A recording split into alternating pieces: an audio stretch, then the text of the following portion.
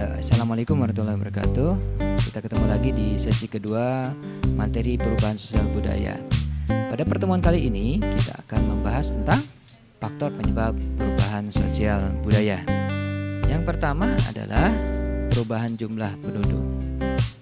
Penduduk atau manusia memiliki kebutuhan dasar, antara lain sandang, pakaian ya. Kemudian yang kedua pangan, dan yang ketiga adalah papan atau perumahan. Mereka akan berusaha untuk mendapatkan itu semua supaya mereka bisa menjalani hidup dengan baik dan nyaman. Penduduk bertambah jika terjadi kelahiran.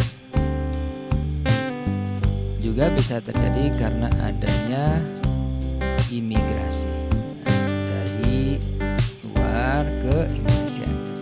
Berarti imigrasi itu adalah perpindahan penduduk yang masuk ke wilayah kita. Ketika jumlah penduduknya terlalu besar, maka terpaksa mereka harus tinggal di tempat-tempat yang tidak layak. Gambarannya seperti ini, kumuh ya. Persaingan mereka tentu saja semakin tinggi, persaingan untuk mendapatkan makanan. Salah satunya makanan tentu saja pekerjaan. Nah, karena persaingan tinggi, maka sebagian dari mereka tidak memiliki pekerjaan atau menjadi pengangguran. Dan ini tentu saja rawan terjadinya kriminalitas. Yang kedua, kemungkinan kedua adalah berkurang. Nah, kalau berkurang itu karena terjadinya kematian. Dan yang kedua, karena terjadinya emigrasi. Gambarnya seperti ini. Dari Indonesia menuju ke luar. Berarti yang dimaksud dengan emigrasi adalah perpindahan penduduk ke luar wilayah kita. Jadi dari Indonesia, kalau kita Indonesia ya, dari Indonesia menuju ke luar negeri. Nah, dampaknya apa? Maka muncul mungkin suasana yang kesedihan ya, karena mungkin ditinggal sama keluarga, baik ditinggal kematian atau mungkin tinggal pindah. Yang kedua, wilayah yang ditinggal bahkan terbengkalai. Ini gambaran rumah yang sudah terbengkalai, tertutup oleh ilalang-ilalang, oleh tumbuh-tumbuhan. Maka kotanya yang bisa jadi mati kalau memang sudah tidak ada lagi yang tinggal di situ. Atau kalaupun masih ada, maka berarti mobilitas penduduk di situ sangat sedikit. Kedua, penemuan baru. Kita lihat di sini suasana penuh komunikatif, penuh keakraban di dalam sebuah keluarga. Mereka saling bercengkrama satu dengan yang lain, ayah, ibu, dan dua anak mereka. Nah, dengan adanya penemuan baru, ya, berganti dengan suasana seperti ini. Sama-sama di tempat yang sama, tetapi mereka tidak lagi berkomunikasi antara mereka. Mereka malah berkomunikasi dengan orang. Ternyata penemuan baru, salah satunya gadget, ternyata bisa menjauhkan yang dekat, tapi juga bisa mendekatkan yang jauh. Karena mereka berada di sini, tapi mereka berkomunikasi dengan orang-orang di luar tempat ini. Oke, berikutnya adalah konflik. Ketika terjadi konflik, maka muncul suasana tidak nyaman, muncul kecurigaan, muncul keinginan untuk berpisah. Nah, bahkan dalam sebuah keluarga bisa terjadi perceraian. Dan ini tentu saja punya dampak sangat besar sekali terhadap mereka. Selanjutnya, demonstrasi pada tahun 98 ya. Itu ditenggarai terjadinya krisis moneter dan juga menjadi krisis banyak hal ya, politik dan sebagainya. Nah, saat itu mahasiswa dan komponen lainnya kemudian melakukan demonstrasi. Nah, demonstrasi itu adalah salah satu bentuk dari pemberontakan. Akibat adanya demonstrasi ini, maka pemerintahan saat itu langsung mengalami perubahan. Presiden Soeharto yang sudah terpilih menjadi presiden saat itu akhirnya mengundurkan diri dan digantikan oleh B.J. Habibie yang saat itu menjadi wakil presiden. Apa perubahannya? Salah satu contoh perubahannya adalah partai. Nah, saat Orde Baru, partai yang ada di Indonesia hanya 3, yaitu ada P3, Golongan Karya, dan PDI.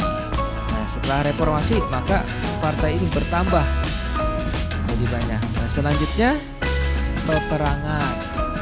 Ya, peperangan itu adalah sebuah upaya untuk memaksakan sebuah kepentingan kepada pihak yang lain, terutama di antar negara.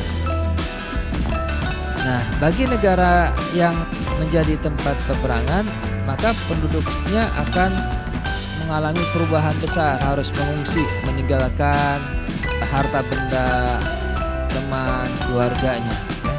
Sehingga kemudian mereka hidup terlunta-lunta di daerah yang lain. Bahkan mungkin ada juga yang menuju ke negara lain, ya. Kemudian pada Perang Dunia II, salah satu dampak Perang Dunia II itu adalah muncul 2 kekuatan besar, yaitu belahan barat dan belahan timur. Belahan barat itu dipimpin oleh Amerika Serikat dan belahan timur dipimpin oleh Uni Soviet. Tapi kemudian kedua negara itu mencoba mencari dukungan atau membuat sebuah kelompok dukungan dari negara-negara lain. Dan tentu saja suasananya menjadi tidak nyaman saat itu.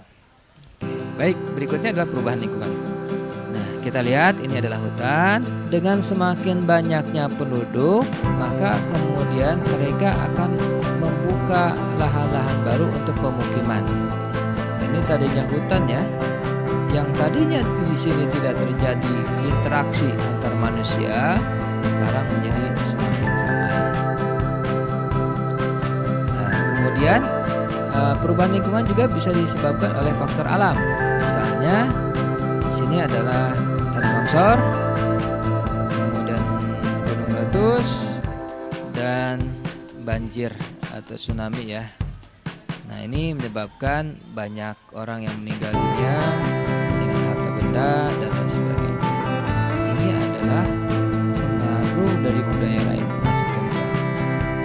Kemudian agama, di sini ada Islam, ada Yahudi, ada Kristen, kemudian ini ada Buddha, ya, Buddha Tao, ya. Kemudian gaya rambut, teknologi dan sebagainya itu pengaruh budaya lain. Ini tentu saja menyebabkan perubahan sosial budaya di tempat kita. Cara berpakaian, cara melakukan ibadah itu. Nah, lebih lanjut, bagaimana proses pengaruh budaya lain itu bisa masuk ke negara kita atau ke wilayah kita? Yang pertama yang disebut dengan difusi. Di sini ada 2 hal yang berbeda, ya. Yang pertama adalah dalam bajak sawah mereka pakai traktor. Yang di lain pihak ada yang menggunakan. Nah, difusi itu apa? Difusi itu adalah penyebaran suatu kebudayaan dari suatu masyarakat ke masyarakat lain. Ini bukan budaya mereka, tapi kemudian diterima oleh mereka dan kemudian mereka melaksanakan itu, dan setelah dari sini mungkin menyebar lagi ke wilayah-wilayah yang lain. Lalu yang berikutnya adalah akulturasi. Jadi sebelum masuk Islam ke Indonesia, yang pertama masuk itu adalah agama Hindu dan Buddha. Nah, agama Hindu dan Buddha memiliki pengaruh terhadap sosial budaya. Salah satunya adalah dari segi bangunan. Nah, masuknya Islam ke Indonesia juga menghilangkan budaya yang lama yang sudah berkembang, yaitu salah satunya bentuk bangunan gedung. Ini Masjid Kudus, ya. Kudus. Akulturasi adalah masuk ke suatu kebudayaan ke suatu daerah tanpa menghilangkan budaya lama. Oke, baik, selanjutnya proses asimilasi. Apa itu asimilasi? Ternyata asimilasi adalah masuknya suatu kebudayaan ke suatu daerah yang menghilangkan budaya lama. Setelah ditetapkan bahasa Indonesia sebagai bahasa persatuan, maka bahasa Indonesia kemudian menyebar ke seluruh wilayah Nusantara. Ternyata bahasa ini akhirnya diterima. Karena diterima, mereka kemudian menggunakan bahasa itu tidak hanya dalam kehidupan resmi, kantor dan sebagainya, tapi juga di dalam kehidupan bermasyarakat sehari-hari. Tadinya mereka menggunakan bahasa daerah, sekarang menggunakan bahasa nasional. Maka akhirnya bahasa-bahasa daerah itu lama-kelamaan akan hilang karena sudah tidak ada lagi penunjuknya. Selanjutnya ada penetrasi perembasan unsur budaya kepada suatu masyarakat baik secara damai maupun paksaan. Salah satu contoh yang bisa saya berikan adalah penyebaran agama masuk ke dalam masyarakat dan kemudian diterima oleh masyarakat dan kemudian menjadi bagian daripada masyarakat, dan itu terus menerus. Itu perembasan budaya. Bahkan agama itu kemudian mempengaruhi banyak hal, termasuk pola pikir, gaya hidup, dan sebagainya.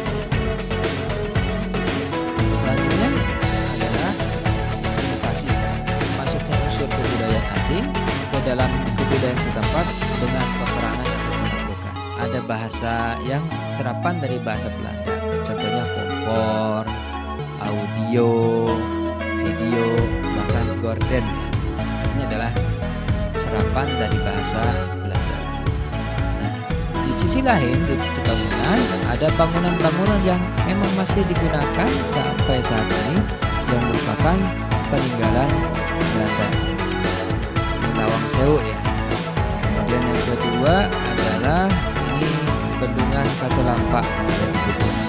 Yang terakhir adalah Milenarisme, bentuk kebangkitan golongan masyarakat bawah yang tertindas dan telah lama menderita yang memerlukan sejarah rendah.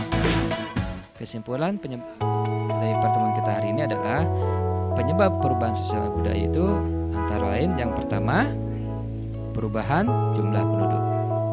Yang kedua, penemuan baru. Yang ketiga, konflik. Yang keempat, pemberontakan. Yang kelima, perubahan lingkungan. Yang keenam, peperangan. Dan yang terakhir adalah pengaruh kebudayaan lain. Terima kasih. Sampai ketemu lagi di program pembelajaran berikutnya. Semoga Allah memberkati kita semua. Assalamualaikum warahmatullahi wabarakatuh.